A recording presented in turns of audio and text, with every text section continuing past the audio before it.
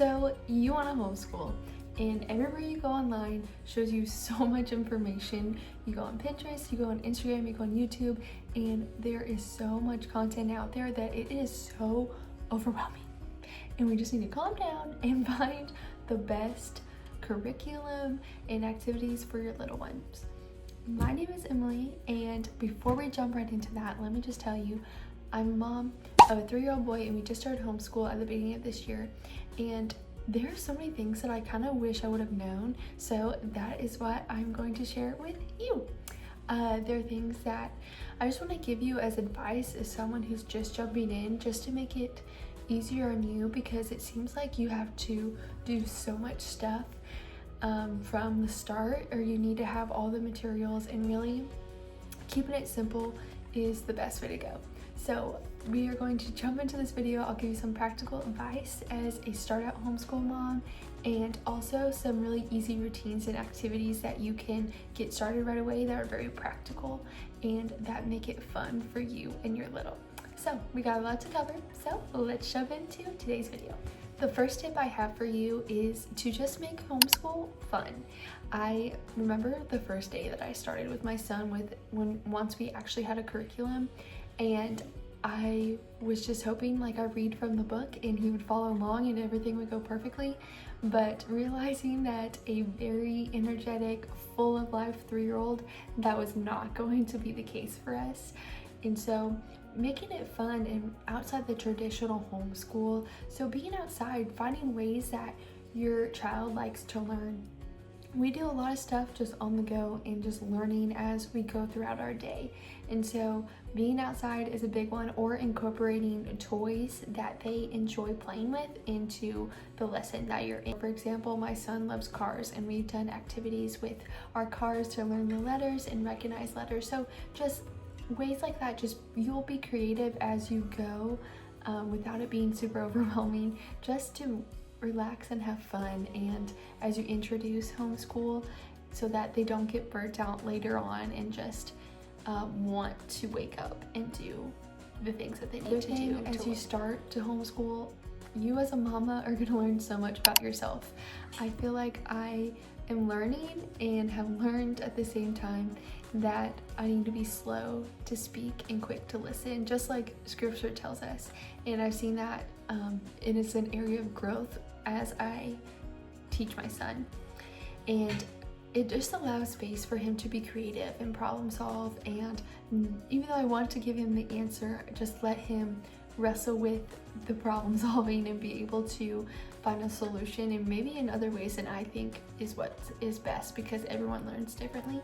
So you're going to learn a lot about yourself, and just learn to be patient and spend that time with your kids as you teach them and as they mature and grow and start to be students. Okay, once it comes to the actual point of homeschool and you're ready to sit down and start your day with homeschool, let's just make it simple. We do a very pre-routine school routine. So what that means is learning the basics of life. Getting up, brushing your teeth, just having a good routine before they come to school, and learning how to accomplish those tasks every single day.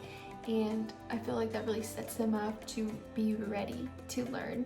And they have already had breakfast, have changed clothes for the day, ready for what the day holds, ready to go and ready to be in that homeschool space. We also got these charts off of Amazon that really help keep myself accountable, and for him, my son, to also check off what he has done for the day and to feel accomplished before we go to school. So you're able to move these around and be able to label and create your own schedule with the cute little picture next to it, and it helps them obviously because they don't know how to read yet, and so it helps them learn those words as well and check off what needs to get done before they enter for the school day. I also like that there's also a nighttime routine available, so that can also help wind down for bedtime as well. What are we actually going to do when it's time to homeschool? So with all the information out there, yes, there is curriculum. We have the good and the beautiful. It's very laid back, really relaxed, and there's not much prep to it. It only takes 10 minutes, which is awesome. But I also want to educate my children in more hands-on learning, which means being a little bit more creative and coming up with crafts. One, not just to entertain them, but entertain them in the right ways and to make learning fun. I want it to be fun and not just staring at a book, because that was not going to work for us. And that is what I've learned early on. And so, because there's so much information out there, how can I narrow it down where it's not too much prep for me, but it is still so much fun for them? And so these are some of the things that we do every single day. We have a Bible verse, and it is a Bible verse of the week, and we randomly go over it in a day when we're playing in the playroom together, or we're in the middle of a lesson. I kind of just randomly, I'm like, oh yeah, I need to say that today.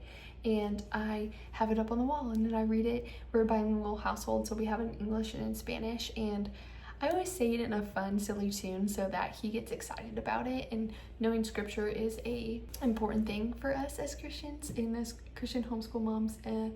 We want our kids to know scripture and to know it from a young age. So having that be a priority in our homeschool lesson is super fun. And using hand gestures is a great way for kids to memorize scripture. Another part we do in homeschool is just reading. And this is just easy things that you can start out even if you don't have a curriculum. Spending 20 minutes a day reading, or even 10, like work your way up of spending more time reading. I now put all of our books in his cubbies, and he loves it. Like, he loves picking out new books all the time, especially when I'm nursing the little one. He comes and we get a book and I'm able to read to him during that time, and it's just super sweet. And I even have this little chart that I had received when I brought my newborn home, but one of the most shocking facts I saw in here said 1 in 4 children in America grow up without learning how to read. So just being able to read to your kids will make a huge difference and grow their vocabulary and recognizing the words on the pages of the book. We'll do a Bible verse, and then we'll do some reading every single day. Now, what are some other things we could do? So you want to just have a low expectation. You don't want to set the bar too high, because then you feel like you failed, or you feel like your children aren't learning. You need to find a good medium. So what I do is 2 activities. And with these activities, they meet the kind of the categories of learning objectives that you want your kids to learn. So we have fine motor skills, gross motor skills, early reading, math skills, and pre-writing. So these are kind of some of the areas that you want your children to learn. So what I suggest to you, and this is exactly what I did, is I just Pinterest each of those categories. I wrote them down on a Google Doc, and then I started creating some in each category.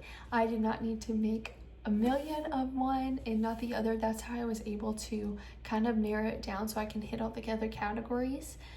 So I have activities prepped, and these are low prep activities. I went on Etsy. I was able to print off some things for numbers and just really fun activities that are very hands-on. Now, with these activities, now that you have a list of activities that you want to do, after you do that, you want to just put it together in a very simple way. So I've seen people do morning menus. We do morning menus. We have morning baskets. These are just some ways that you can kind of throw those in there and make it fun. And there's a few other things. I don't just put that one activity in there. Maybe I'll put a toy and some other things. And that's why it's super important when you do these morning baskets that you have a good toy rotation system. And that is also a time for another video. I can go through why I have a toy rotation system and how you can categorize everything so that your children will feel like they have a new toy every single day. Okay, let's review what we have so far. So we got Bible verse, we got reading, we have 2 activities, and then we have our actual curriculum. And it seems like a lot, but once you get in the rhythm of it, it's just because it's new, but once you get in the rhythm of it, it will seem like a piece of cake. Like, we do this all probably within an hour, and an hour, maybe 2, just if depends on the activity and how much my son is enjoying it. Other activities you might really enjoy, which are extremely low prep, is just go to Hobby Lobby. Hobby Lobby has the best crafts, and they're always on sales. It says, "Fall for Jesus, he never leaves," and I thought it was so cute, and it's a little puzzle piece. But just activities and crafts like that, and you can incorporate so many things into it. but without it being too overwhelming, I just suggest start with doing a Bible verse and start reading. Simple as that. And then you can buy the curriculum if you like and throw that in there. And especially as a first-time homeschool mom, I think I didn't push it. It was kind of, some days we got through a lot of lessons and some days we didn't do any, and that's okay. I want them to be excited about it and not feel overwhelmed and get burnt out. If you guys enjoyed some of the tips that I have for you as you become a homeschool mom, you're gonna be amazing at it, and I can't wait to hear how this video had helped you. Please let me know in the comments below. I can't wait to see you guys in my next video, and happy homeschooling.